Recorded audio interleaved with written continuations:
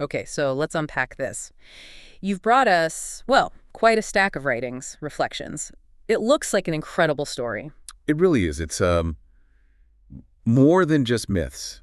These sources, they lay out the very foundation of a universe. It's creation, right, and cosmic conflict, powerful beings. Exactly. Its first moments, the emergence of these foundational realms, these initial beings, and this ongoing struggle that seems to shape everything. Right. So our mission in this deep dive for you listening is to really cut through all that detail. We want to pull out the most important bits, the key knowledge. Give you a shortcut, sort of, to understanding this really intricate world, who the key players are, what the massive stakes involve. Okay, let's jump right in then. Where better to start than the very, very beginning? And according to these writings, that beginning, it isn't light or sound, it's just absence.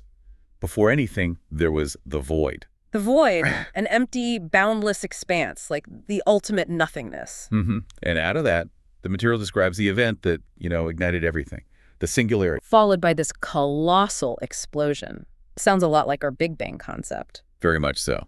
And from that explosion, the universe's fundamental components start to form, but not as distinct places yet. More like clouds. Yeah, rapidly spinning, mixing clouds.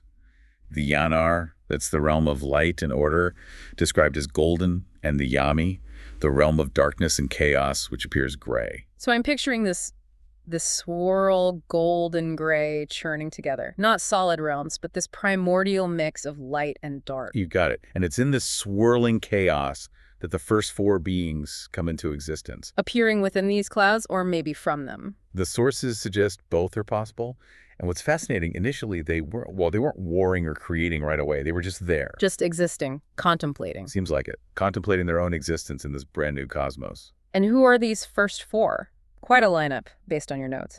First, there's Antomir. He's called the Old God of Light. Humanoid, beautiful, can grow huge, like 8 feet tall. He embodies light, order. Okay. Then Kreaya. Now, she's later known as the Goddess of Death. But these early sources, they connect her more with life, with balance. Also humanoid. Beautiful, powerful, sharp senses, it says here. That's right. And then contrasting them, you have Urrum, an ancient being of chaos. The primordial serpent. Gigantic, immortal shapeshifter. Sounds like trouble. Definitely leans towards chaos. And the fourth is Kai Matet, explicitly called an agent of the Yaami. A dangerous demon. A powerful sea scorpion. Specific. Very specific. So these four are there watching this cosmic dance unfold. And importantly, in this early phase with the clouds still mixing. It could move between them, between the Yanar and Yaami clouds. Exactly. No hard boundary yet. But, that observational phase didn't last forever. Their nature started to compel them. To create, to shape things. Right. Creation really kicks off. Antomir, being light and order, he creates the stars, the suns, angels, demigods. All sentient beings, basically. While Kreaya, she's described as the mother of all life, especially men. So she brings forth plants, animals. Flora and fauna, yes. And Urrum, the chaos serpent. Let me guess. Dragons. Dragons, drakes, other powerful shapeshifters. Fits his nature. And Kai Matet, the sea scorpion. Focused on the sea. Created powerful sea creatures. Okay, so creations are happening. But what about those mixing clouds, that blend of Yanar and Yaami? Yes. As they kept mixing and spinning, something else formed from that blend, the abyssal fluid. Abyssal fluid. The notes call it thick, semi-opaque, swirling, gold and gray mixed. Right. Not really light, not really dark. A literal blend of those forces. And as the Yanar and Yaami started to become more distinct realms, this fluid, it became a sort of boundary or a gap between them. Exactly, a kind of volatile boundary. But crucially, unlike the hardening realms, this fluid remained navigable. Navigable by whom? By Urrum and Kai Matet. They could still move through it freely, and this is where Antomir gets concerned. He sees this fluid as corrupting. Deeply corrupting, according to the sources. He felt he needed to protect the Yanar, his realm of light, so he decides to create a barrier around it. Like building a wall? Makes sense.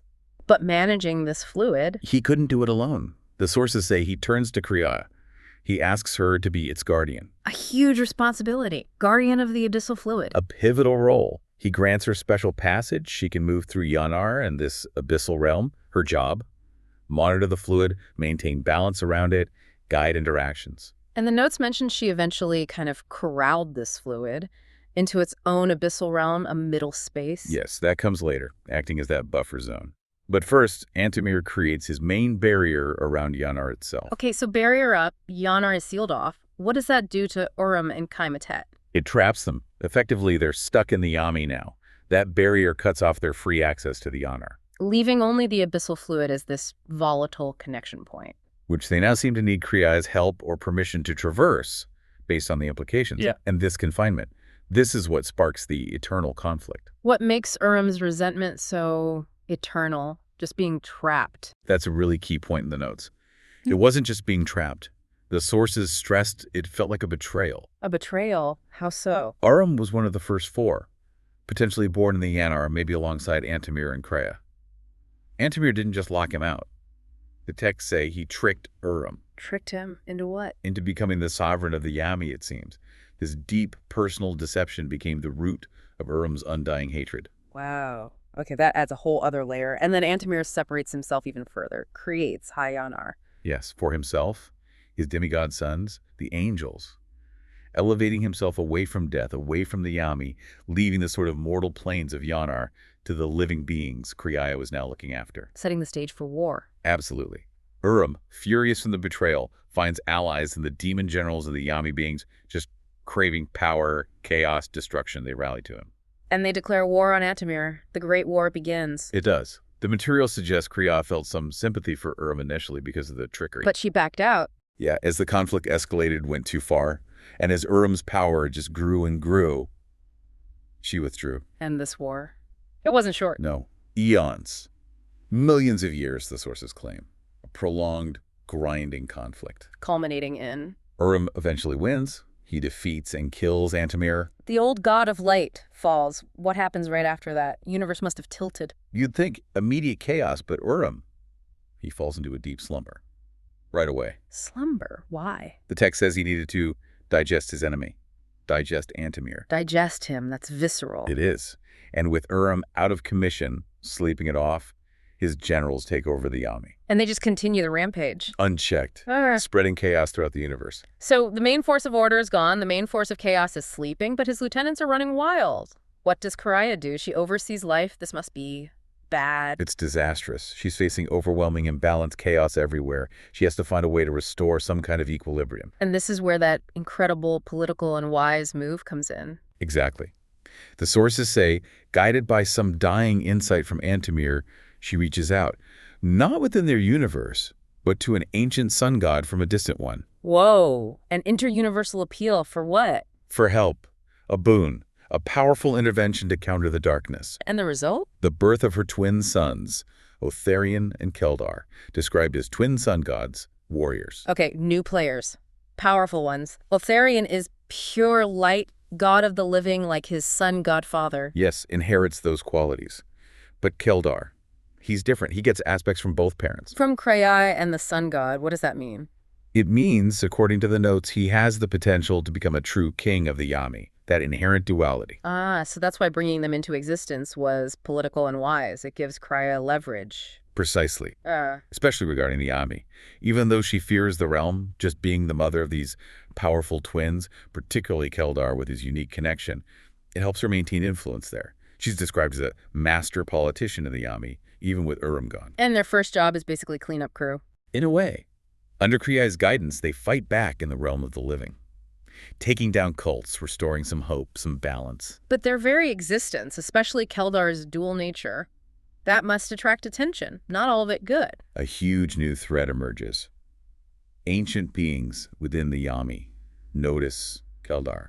They see his potential. Not to help him, I'm guessing. No, they want to pull him into the Yaami, influence him, twist him, use him as a political piece against Kreaya, undermine her power there. And things get worse. There's mention of afflicting the gods themselves. Yes, a terrifying development. Some of these beings, likely through their worshippers in the living world, discover a way to inflict, well, pain or corruption directly onto God. And Keldar is the target, specifically by Kai Matet, the sea scorpion demon. Who holds a personal grudge against Kreaya, the notes emphasize. Kai Matet, or rather his cultists. The cult of Kai Matet? Yes, some of their legions discovered this method, and they use it. Kai Matet manages to inflict Keldar with madness. Madness. So Keldar is now dealing with Yaami political plots, ancient beings wanting to control him, Kai Matet's personal vendetta, and he's losing his mind. It's an absolute vortex. The affliction is severe. He descends into madness, loses his memory completely. And becomes invisible to Kreaya. She can't sense him anymore. That's what the sources say. Her connection is severed. She can't guide him, can't see him. What happens to him then, in that state? He gets tangled up with the very cult that afflicted him, the cult of Kai Matet. He also faces something called the Wrath of the Yaami. Wrath of the Yaami? What's that? Seems to be ancient, powerful, unforgiving forces within the Yaami, angry at both Keldar and Kreaya, perhaps to the imbalance they represent or the threat they pose. Yet even through all this, madness, memory loss, conflict, his power grows. Paradoxically, yes, the struggle fuels something in him. Eventually, the notes state he actually seizes control of Kai Matet's followers. Takes control of the cult. By force. A major turning point. It suggests his transformation, maybe shaped by the madness, the Yaami's influence. Something profound changes in him. And Otharion, his brother. He's the steadfast one, the pure light, God of the living. He's protecting Keldar, supporting him through all this, fighting alongside him against these threats. While Kreaya must be frantic. Distraught, concerned, lost visibility of her son. Her focus becomes finding him, curing him, restoring that connection, dealing with the cult, and protecting herself and the other gods from this new threat of affliction. Just when you think it can't get more complicated, Urrum wakes up. Yes, the very act of creating Otharion and Keldar, their sheer power maybe, it eventually rouses Urrum from his multi-million-year nap. And what does he want now, besides chaos? His ambition finds a new target. He sees Keldar. He recognizes that Yaami potential. But he doesn't want Keldar to work with Kreaya. No. He wants Keldar to be his lord of the Yaami. He wants to control Keldar, use him to seize control of the Yaami for his own dark ends, supplanting Kreaya's influence. Good grief. So now it's a massive power struggle. Ancient Yaami forces, Urrum's generals, Kai Matet, the cult, Keldar's madness, the wrath of the Yaami, and Urrum himself, all swirling around Keldar. It's incredibly chaotic. Yeah. And the sources mention a specific event. During a great war, Keldar is fighting. He gets backed into a corner. Yeah. The forces of the Yaami manage to afflict him further. The text literally says, it seems to work. Like a targeted magical attack related to the madness used in battle. That seems the likely interpretation. And interestingly, the notes frame this as a response to Keldar and Otharion's success. How so? They had become too powerful. Their light, their actions, were weakening the dark side too much, throwing off the balance. So the remaining dark forces basically gathered their strength and hit Keldar with everything they had to try and rebalance things through chaos. It appears so. A desperate move causing even more imbalance and suffering for Keldar. Yeah. It just highlights how precarious everything is in this universe. Constantly seeking balance, never quite finding it. It keeps coming back to the Yaami, doesn't it? Its fundamental nature. Death, chaos, eternal oblivion. Kai Matet, Urrum. They're agents or aspects of it. And that abyssal fluid, the gold and gray mix from the start, still playing a role. Seems so. The notes suggest its leakage into the Yaami corrupted it further over time, made it even more extremely chaotic and deadly. Possibly fueling Urrum and the demon generals. That's a strong implication. And this corrupted Yaami, this extreme realm, gets a name. The Abyss. The Abyss, but it's described almost like a child. Symbolically, yes. A child of the universe, Right. representing that raw, untamed chaos that emerged right at the beginning. But the texts say, for harmony, this abyss needs a counterpart. It can't just be destroyed. So after all this conflict, the way forward isn't more war, more destruction. It's creating something new for balance. Exactly. A new healing light. Something needs to be born, an entity or force that can stand with the abyss, not just against it. Maybe something that blends Yanar and Yaami aspects, like Keldar, but stable. That seems to be the idea. A symbol of true, integrated balance. And the notes strongly hint that Keldar and Otharion, with their unique heritage, might be crucial in bringing this about. This new potential force. A new king, bringing hope for a new age. That's the language used. There's even a potential name floated, Aroa Nova. Aroa Nova. And the hymns and poems mentioned, they capture this feeling. Redemption, ending the darkness. A creative power, yes. Yeah. A light, a hope renewed for the universe. It suggests maybe the cycle can be broken or at least shifted through this new kind of balance. Wow, what an absolutely epic scope. Looking back through everything from the void, the first beings, Creation, the betrayal, Antomir's fall, Kreaya's maneuvering. the birth of the twins, Keldar's descent into madness and struggle, Urrum's return.